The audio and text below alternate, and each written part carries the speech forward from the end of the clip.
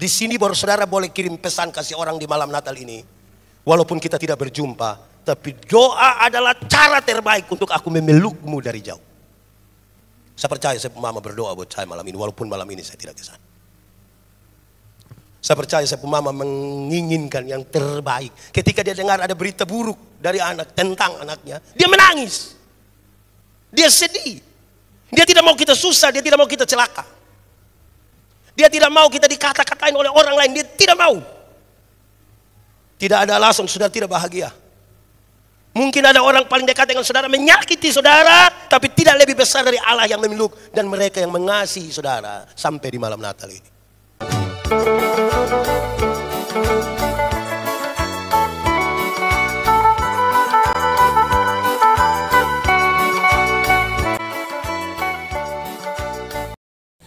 Ya Tuhan Allah, kami bersyukur kepadamu. Engkau mengingat akan kami, sehingga Engkau mau datang bagi kami. Di malam Natal ini, kami rindu untuk belajar dari firman Tuhan. Tolonglah kami Tuhan supaya kami belajar seturut dengan kehendak-Mu. Dan oleh kekuatan Roh Kudus kami dimampukan melakukan kehendak firman-Mu. Jauhkanlah semua penggoda pencobaan dan biar di dalam damai-Mu kami belajar firman Tuhan. Kami rindu pada firman-Mu. Berfirmanlah bagi kami Tuhan. Di dalam nama Yesus firman yang hidup itu kami berdoa. Amin. Bapak Ibu Saudara, tema di malam Natal ini adalah Allah yang merangkul. Pembacaannya terambil dari Injil Lukas pasal 2 ayat 8 sampai ayat yang ke-20. Injil Lukas pasal 2 ayat 8 sampai ayat yang ke-20. Sejemput jemaat Tuhan berdiri. Gembala-gembala di daerah itu, gembala yang tinggal di padang menjaga kawanan ternak mereka waktu malam. Tiba-tiba berdirilah seorang malaikat Tuhan di dekat mereka, dan kemuliaan Tuhan meliputi mereka, dan mereka sangat ketakutan. Lalu kata malaikat itu kepada mereka, jangan takut, sebab sesungguhnya aku memberi kepadamu kesukaan besar untuk seluruh bangsa. Hari ini telah lahir bagimu juru selamat untuk Tuhan di kota Daud. Dan inilah tandanya bagimu, kamu akan menjumpai seorang bayi dibungkus dengan lampin dan terbaring di dalam palungan. Dan tiba-tiba tampaklah bersama-sama dengan malaikat itu sejumlah besar bala tentara surga yang memuji Allah, kata, kemuliaan Allah di tempat yang maha tinggi, dan damai sejahtera di bumi di antara manusia yang berkenan kepadanya. Setelah malaikat itu meninggalkan mereka dan surga, gembala itu berkata seorang kepada yang lain, marilah kita pergi ke Bethlehem untuk melihat apa yang terjadi di sana, seperti yang diberitahukan Tuhan kepada kita. Lalu mereka cepat-cepat berangkat dan menjumpai Maria dan Yusuf dan bayi itu yang sedang berbaring di dalam palungan. Dan ketika mereka melihatnya, mereka memberitahukan apa yang telah dikatakan kepada mereka tentang anak itu. Dan semua orang yang mendengarnya heran tentang apa yang dikatakan gembala-gembala itu kepada mereka. Tetapi Maria menyimpan segala perkara itu di dalam hatinya dan merenungkannya. Maka kembalilah gembala-gembala itu sambil memuji dan memuliakan Allah karena segala sesuatu yang mereka dengar dan mereka lihat. Semuanya sesuai dengan apa yang telah dikatakan kepada mereka. Demikian firman Tuhan. Berbahagia setiap orang yang mendengar firman dan melakukan dalam hidup setiap hari. Mari silakan duduk semuanya. Bapak Ibu Saudara-saudara, shalom. Itu kurang kuat, tambah kuat sedikit. Shalom. Selamat Natal. Tolong sampaikan selamat Natal di kiri kanan saudara-saudara. Ucap satu kalimat yang mungkin lebih sedikit. Oke. Ya, mantap. Baik. Bapak Ibu Saudara-saudara, sekali lagi shalom. Ini lebih dari 1000 orang dalam ini ruangan, tapi suara macam 10. Ulang, shalom. Mengawali khotbah ini ada 2 hal yang perlu saudara dengar. 1, di malam Natal tradisi bergereja kita adalah setelah ibadah di sini, semua akan pulang di rumah dan ibadah bersama-sama dengan keluarga. Karena itu gereja sudah menyiapkan tata ibadah untuk ibadah keluarga. Masing-masing keluarga ambil satu saja. Ada di pintu-pintu keluar, pintu bagian situ, dan bagian belakang. Sekali lagi, ibadah di rumah masing-masing sebentar, tidak harus jam 12. Pulang dari sini langsung ibadah baru makan, boleh. Tata ibadah sudah disiapkan oleh gereja. Sekali lagi, masing-masing keluarga ambil satu. Jelas? Kedua, ingat besok pagi jam 9 gereja lagi. Karena malam hari ini dari 1000 orang, tapi kalau besok tinggal 100, itu bahaya bagi nusa dan bangsa dan bagi gereja. Amin kok? Ya, karena itu jangan lupa besok pagi jam 9 kita baku dapat lagi di sini, kita beribadah. Bawa suami, bawa istri, bawa anak-anak, bawa orang tua, bawa juga mertua, bawa sekaligus petugas koperasi kalau dia datang. Yang penting dia hadir di sini, kita beribadah bersama-sama. Baik, jemaat Tuhan, tema kita hari ini adalah Allah yang merangkul. Allah yang merangkul. Saya coba periksa kamu saudara-saudara, apa arti kata merangkul.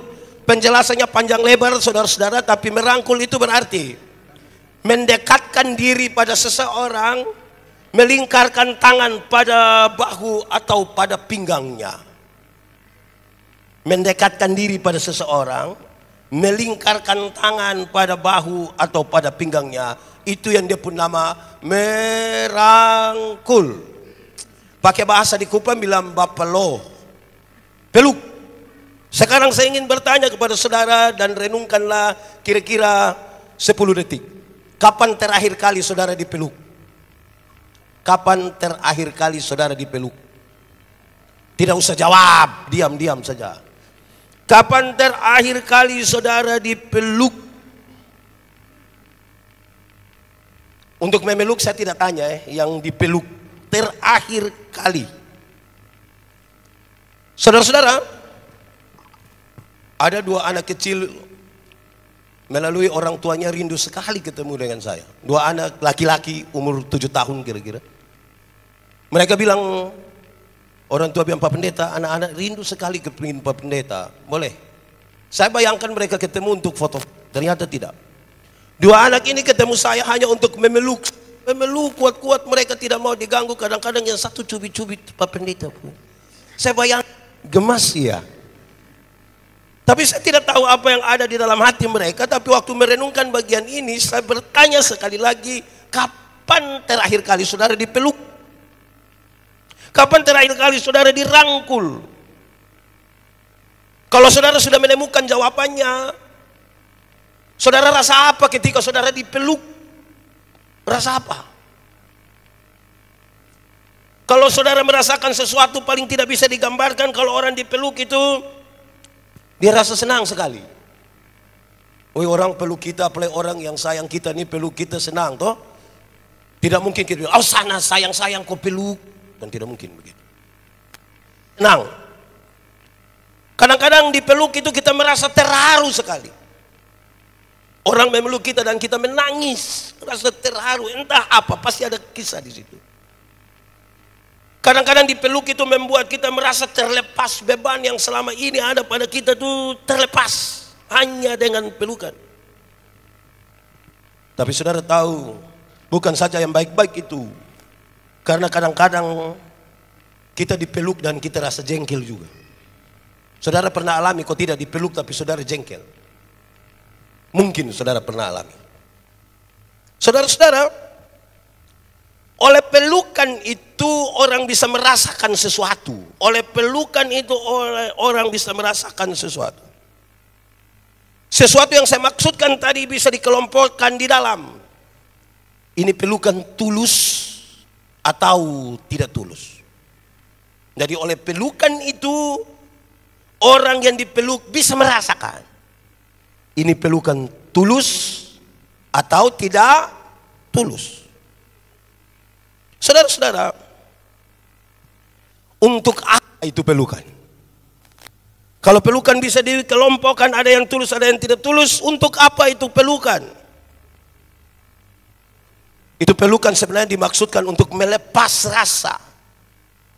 melepaskan rasa rindu, mendekatkan harap, dan mungkin untuk menyatukan cita-cita, melepas rasa, mendekatkan harap, dan untuk menyatukan cita-cita bersama. Tapi sebelum lebih jauh dan masuk pada tema malam ini, saya ingin bilang saudara bahwa ternyata pelukan atau rangkulan itu bisa bermacam-macam. Satu, ada pelukan politis. Dia memeluk kita secara politis. Ada peluk tapi ini peluk partai ini. Ini pelukan karena politis. Ada pelukan karena simpati. Dia lihat ada orang punya suami meninggal, dia datang, dia lihat ini anak menangis. Ya dia tidak mungkin peluk itu orang, istri tahu kan dia bapak-bapak. Dia peluk ini anak kecil, dia tanda bersimpati. Ada orang susah, dia datang, dia merangkul untuk melepas sedikit itu rasa. Ada pelukan karena dia mengidolakan seseorang. Ada orang yang ketemu dia punya idola. Misalnya dia punya idola itu, yang paling dia idola di dunia adalah Simon. Maka pas ketemu dia, Simon, dia peluk itu. Karena dia idola sekali, dia peluk gitu. Tahu? Ya, Simeone maksudnya. Dia peluk kuat-kuat. Ada juga orang memeluk karena ketakutan. Orang memeluk karena ketakutan tuh kita duduk sama-sama. Terus tiba-tiba guncang begini, kok itu pada Yesus. Itu dia tidak peduli siapa di sebelah. Mau kenal kok tidak kenal, dia peluk kami dulu baru situ. Minta maaf om, teh kaget. Kira-kira begitu. Memeluk karena ketakutan. Saudara, tapi juga ada yang memeluk karena kasih. Ada orang memeluk karena kasih. Nanti saudara boleh menyebutkan pelukan-pelukan yang lain, tapi rangkulan malam ini dan pelukan malam hari ini sangat berkaitan dengan pelukan karena kasih. Kalau saya boleh kasih contoh, saudara-saudara ada anak-anak kecil, dia pun bapak peluk-peluk dia sedikit. Adik-adik mari papa peluk sedikit. Papa cium sedikit bau acem. Saya pernah bilang kepada saudara bahwa acem dengan bau asam itu kan beda sekali toh. Bau acem itu berkaitan dengan gemas. Anak-anak kecil, kalau bau asam itu berkaitan dengan tidak mandi. Terus bilang mandi dulu, teh ini bau memang sudah tidak bisa lagi. Tolong memeluk karena kasih.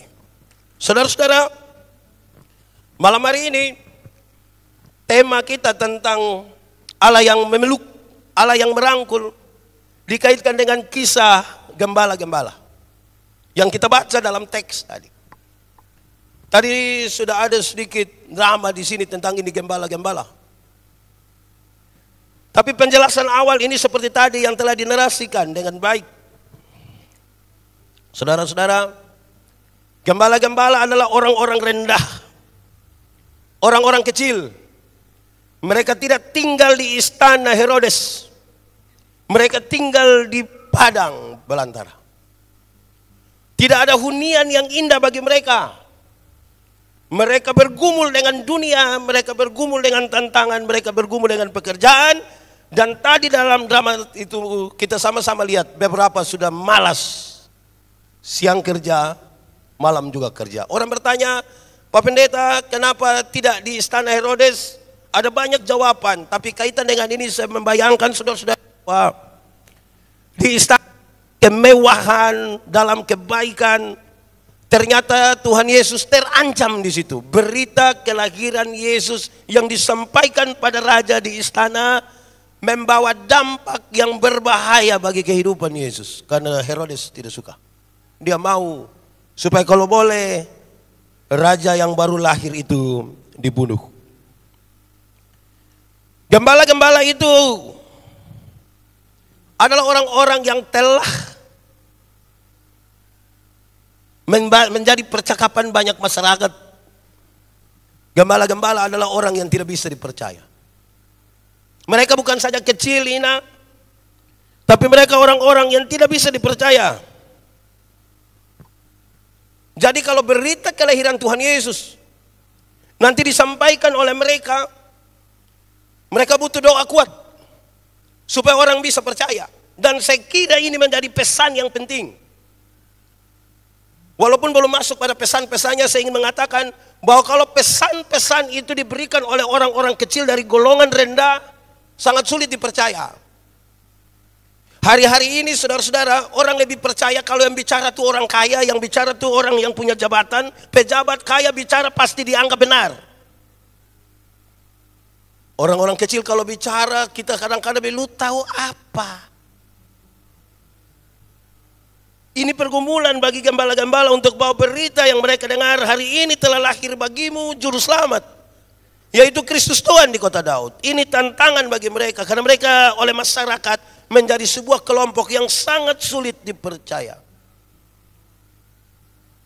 Kalau sebentar saudara pulang ketemu orang kecil di jalan, orang nasihat, om, kalau sementara bertengkar dengan istri, dah berhenti sudah. Siapa mau percaya? Siapa mau sambung itu orang? Tapi kalau ada pendeta bilang, berhenti sudah bertengkar, Pak pendeta, kita mau. Jadi antara kecil dan besar ini butuh pergumulan yang lebih besar. Orang sudah abaikan dulu. Ketiga, gembala-gembala tadi itu bekerja pada waktu malam, menjaga kawanan ternak mereka, saudara-saudara. Mungkin juga di siang hari mereka tidur atau tetap menjaga. Tetapi itu sudah barang tentu, maka mereka jauh dari aktivitas-aktivitas keagamaan. Mereka jarang ke bait Allah. Bahkan oleh orang-orang tertentu bahwa orang-orang seperti gembala-gembala ini tidak pantas datang ke bait Allah. Mereka telah menjadi orang-orang yang dijauhi oleh banyak orang. Apalagi saudara-saudara, penjelasan tentang gembala-gembala waktu itu adalah gembala-gembala itu adalah orang-orang yang suka bertengkar. Mereka suka berkelahi. Mereka kemungkinan besar baku rampas lahan-lahan di mana mereka menggembalakan kawanan domba yang mereka jaga. Tambah rumit kelompok ini saudara-saudara, sehingga oleh banyak orang ini kelompok yang tidak disukai. Dan oleh karena hal-hal itu saudara, saya membayangkan bahwa gembala-gembala ini adalah orang-orang yang tidak punya masa yang indah. Masa-masa mereka adalah masa-masa kelam, masa-masa sulit, tidak menikmati hidup mereka dengan baik. Bahwa Tuhan datang kepada mereka dalam keadaan mereka yang seperti itu. Saudara tidak usah bertanya, Pak Pendeta, Tuhan hanya datang bagi mereka yang gembala-gembala. Tidak. Khusus malam ini kita bicara tentang orang-orang yang terabaikan, yang selama ini jauh dari rangkulan, dari pelukan banyak orang. Dan kita kira Tuhan tidak memihak pada mereka. Tuhan datang bagi semua, tapi hari ini saya ingin bicara tentang mereka yang terabaikan, yang merasa sendiri, dijauhkan dari banyak orang. Dan Allah merangkul mereka. Pertanyaannya saudara yang penting bagi kita adalah, bagaimana Allah merangkul mereka? Itu pertanyaannya. Supaya menjadi bahan refleksi dan renungan bagi kita sekalian. Bagaimana Allah memeluk mereka, bagaimana Allah merangkul mereka. Kalau kita bertolak dari pembacaan tadi sangat jelas. Satu, Allah menjumpai mereka. Tuhan datang ketemu dengan mereka. Pak Pendeta tadi kan tidak kelihatan Tuhan di situ. Ya, terlalu kudus, terlalu mulia, terlalu suci Tuhan itu. Sehingga kalau dia datang langsung kasihan itu gembala. Bukan gembala, saya gembala yang begini mati. Ada malaikat-malaikat datang ke situ. Saudara-saudara, itu sebuah pertanda bahwa Allah yang dikenal sangat jauh itu, yang bahkan namanya tidak bisa disebutkan secara sembarang, YHWH, Sekarang datang di tengah-tengah dunia, berjumpa dengan manusia, dengan mereka semua yang terabaikan tadi. Kalau kita belajar dari Injil Yohanes disebutkan, mulanya adalah firman. Firman itu bersama-sama dengan Allah dan firman itu adalah Allah. Tetapi selanjutnya dia katakan, dan firman itu telah menjadi manusia dan diam di antara kita. Cara pertama Allah memeluk mereka adalah dia datang dan berjumpa dengan manusia. Dengan ringan, saudara-saudara. Karena Allah yang sangat jauh dalam pandangan orang waktu itu sekarang datang berjumpa dengan manusia. Dengan ringan dinyanyikan lagu ini. Dia datang berjumpa dengan manusia. Dan yang dia bawa itu adalah damai. Damai juga bagi mereka yang diabaikan selama ini. Bahwa kalau hari-hari ini saudara merasa diabaikan oleh banyak orang, Tuhan yang berkenan berjumpa dengan kita, dia datang membawa damai itu. Dan mestinya damai itu akan menjadi sebuah pesan yang paling penting. Berdamai sudah dengan Allah, berdamai sudah dengan sesama, berdamai sudah dengan alam semesta, dan berdamailah dengan dirimu sendiri. Tadi itu gembala-gembala separuh merasa pemalas tadi gembala. Nah, kamu tidak mau jadi gembala, kamu mau jadi apa?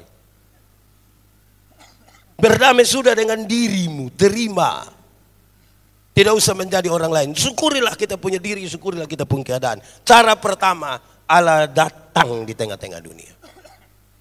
Cara kedua, Allah memeluk mereka adalah dia memberi berita. Dia tidak datang dan membuat tanda tanya, tapi dia membawa berita. Berita itu disampaikan dengan sangat baik. Jangan takut. Aku memberitahukan kepadamu kesukaan besar bagi seluruh bangsa. Bahwa hari ini telah lahir bagimu juru selamat, yaitu Kristus Tuhan di kota Daud dan seterusnya. Allah yang merangkul bukan saja hadir, tetapi ada pesan firman, ada berita yang dia sampaikan kepada manusia. Dan harapannya adalah berita damai, berita sukacita, berita Injil yang diterima oleh para gembala itu kemudian disampaikan, kemudian dinyatakan kepada dunia. Allah yang merangkul, Allah yang memeluk adalah Allah yang datang berjumpa dengan manusia dalam seluruh keadaannya. Tapi dia tidak memberikan banyak tanda tanya karena ada berita yang dia sampaikan. Jangan takut. Untuk seluruh masalah hidupmu jangan takut. Hari ini telah lahir juru selamat. Kalau juru selamat saja diberikan pada manusia, apalagi hal-hal yang dia punya soal di bawah dari itu. Jangan takut. Sudah dua. Ketiga, saudara-saudara, Allah yang memeluk, Allah yang merangkul bukan saja datang dan memberi berita, tapi dia mau masuk di dalam hidup kita. Itu berita Natal. Dia bukan hadir saja, dia mau masuk di dalam hidup kita. Kalau orang memeluk hanya dari luar, Allah masuk di dalam hidup kita. Pertanyaannya adalah, saudara mau buka pintu supaya Allah itu masuk di dalam hidupmu. Dia memeluk saudara, tetapi dia juga dari dalam saudara. Allah yang memeluk itu datang dekat-dekat dengan kita. Dia memberi berita, tapi dia mau tinggal di dalam kita. Untuk apa Allah tinggal di dalam kita? Allah yang memeluk dan tinggal di dalam kita itu sekaligus menggerakkan kita. Gembala-gembala itu digerakkan, bahkan mereka diminta oleh masing-masing mereka oleh karena sesuatu yang terjadi dalam diri mereka. Marilah kita pergi ke Bethlehem melihat apa yang terjadi di sana. Tuhan Allah itu memberikan kesempatan untuk manusia mengkonfirmasi berita yang dia dengar. Anda boleh belajar apa saja dan menghafal apa saja dalam kitab suci, tapi Tuhan Allah mengizinkan saudara untuk secara sadar dan sengaja mengkonfirmasi janji Tuhan itu. Mengkonfirmasi apa yang menjadi pernyataan Tuhan atas kita sekalian. Dan karena itu gerakannya dari dalam. Itu sekaligus sebuah gerakan di mana manusia mengambil keputusan-keputusan untuk melihat apa yang Tuhan kerjakan. Bahkan dalam kehidupan yang sangat terabaikan sekalipun.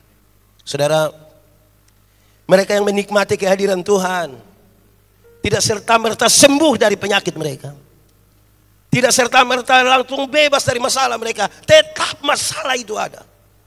Tapi Tuhan mau kita mengkonfirmasi. Dia memeluk kita sesuai dengan janjinya. Kalau Tuhan memegang kita, tidak akan ada seorang pun yang akan merebut kita dari tangan Tuhan. Kata firman Tuhan. Karena itu saudara, sekira perayaan Natal ini akan berakhir, tapi pergumulan kita akan jalan terus. Kita percaya dalam keyakinan iman kepada Tuhan, kita akan menggumuli perjalanan ini terus ke depan. Hanya Tuhan kekuatan. Saudara, khotbah belum habis. Kalau saudara percaya bahwa Tuhan itu memeluk saudara, 4 hal tadi sudah disampaikan, maka dengarkanlah pesan ini. Sebelum pesan ini, hanya 3 pesan, cepat. Tapi saya mau cerita saudara sedikit. 1-2 hari lalu, waktu saya terbang dari Kendari ke Manado, saya memilih untuk menangis.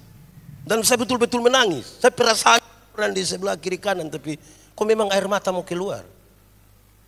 Apa yang saya tangisi sebenarnya? Punya mama. Saya ingat saya punya mama. Apalagi pas buka di grup WA keluarga, ada ponaan wisuda, mama ada dan yang tidak ada saya. Dan mama menangis. Saya muat itu di media sosial dan menulis satu kalimat kecil begini. Ada air mata dari mama yang tidak dimengerti oleh anak-anaknya. Sekali lagi. Ada air mata dari mama yang tidak dimengerti oleh anak-anak. Itu yang membuat saya sangat sedih dan saya menangis. Satu sosok yang kami tidak tinggal sama-sama sebenarnya. Karena saya tinggal di tempat lain, dia tinggal di tempat lain. Masa kecil kami terpisah sangat jauh. Karena ada 10 tahun 11 bulan mama buta dan lumpuh sebelah badan. Kan kami tidak dekat, tapi kenapa saya menangis karena perempuan ini? Kok kita juga tidak tinggal sama-sama kan? Harusnya kalau sudah tidak tinggal sama-sama kan kerinduan tidak terlalu besar-besar juga. Tapi saya menangis cukup lama, kira-kira setengah jam itu saya menangis, air mata keluar. Saya ingat, saya coba membayangkan apa pikiran mama tentang saya. Itu kira-kira kisah itu begitu. Jadi jangan saudara pikir orang tua yang jauh dari saudara tidak bisa membuat saudara menangis hari ini. Atau seterusnya. Kok yang dekat juga belum tentu buat kita bahagia. Yang dekat juga kadang bikin kita tertekan juga ini. Tapi pesan apa dari Allah yang merangkul itu bagi kita dalam kisah para gembala ini, saya mau kasih tahu saudara. Satu, tidak ada alasan untuk saudara tidak bahagia. Tidak boleh ada alasan untuk saudara tidak bahagia. Kenapa? Karena kita dirangkul kuat-kuat oleh Tuhan dan oleh orang-orang yang mengasihi kita. Tidak ada alasan untuk saudara tidak bahagia. Jujur bahwa orang-orang yang mengasihi kita mungkin ada di jauh, tidak tinggal serumah dengan kita. Tapi kita tahu bersama bahwa ternyata bahkan sampai hari ini kasih mereka itu ada. Dan mereka memeluk kita kuat-kuat walaupun kita tidak dekat. Allah dan orang-orang yang mengasihi kita, walaupun sudah lama kita meninggalkan mereka, tapi mereka masih ada hingga hari ini. Amin. Paling tidak dia berdoa bagi saudara. Paling tidak ada masa yang indah bersama-sama dengan mereka. Karena itu pesan ini kuat. Tidak ada alasan untuk saudara tidak bahagia. Harus saudara bahagia sekarang. Tadi saya bilang, terlalu lama. Saya keluar dari Soe tahun 96. 96 berarti sampai hari ini berapa tahun? 27 tahun. Tambah kurang lebih 11 tahun saya tidak sama-sama dengan mama. Usia 46 tahun. Berarti berapa itu? So 38 tahun, hanya kira-kira 6 tahun atau berapa tahun demang? 9 tahun. Tapi kasih itu kuat karena kasih yang tulus itu memeluk saudara. Di sini baru saudara boleh kirim pesan kasih orang di malam Natal ini. Walaupun kita tidak berjumpa, tapi doa adalah cara terbaik untuk aku memelukmu dari jauh. Kalau paham ini dulu baru bikin itu status atau kirim pesan. Walaupun kita tidak berjumpa, tangan kita tak berjabat. Tapi doa adalah cara terbaik untuk aku memelukmu dari jauh. Saya percaya, saya mama berdoa buat saya malam ini, walaupun malam ini saya tidak ke sana. Saya percaya, saya mama menginginkan yang terbaik. Ketika dia dengar ada berita buruk dari anak tentang anaknya, dia menangis. Dia sedih. Dia tidak mau kita susah, dia tidak mau kita celaka. Dia tidak mau kita dikata-katain oleh orang lain, dia tidak mau. Tidak ada alasan saudara tidak bahagia. Mungkin ada orang paling dekat dengan saudara menyakiti saudara, tapi tidak lebih besar dari Allah yang memeluk dan mereka yang mengasihi saudara sampai di malam Natal ini. Kedua, karena itu Allah tidak tergantikan. Dia datang memberi berita, dia rindu masuk dalam hati saudara. Dia rindu untuk menggerakkan saudara.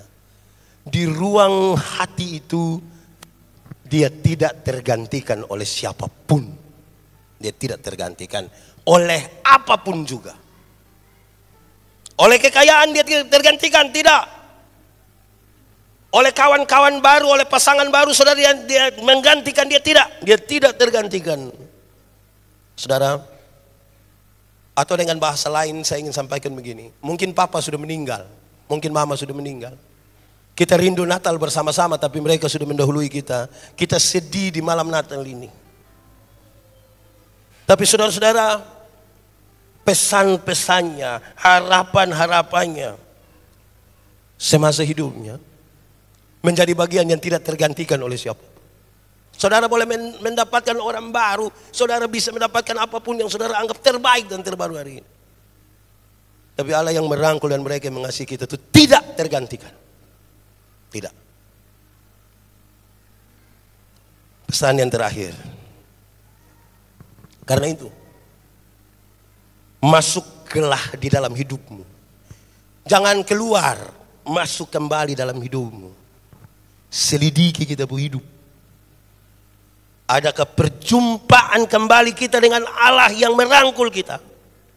Dan mereka yang memeluk kita kuat-kuat atau tidak?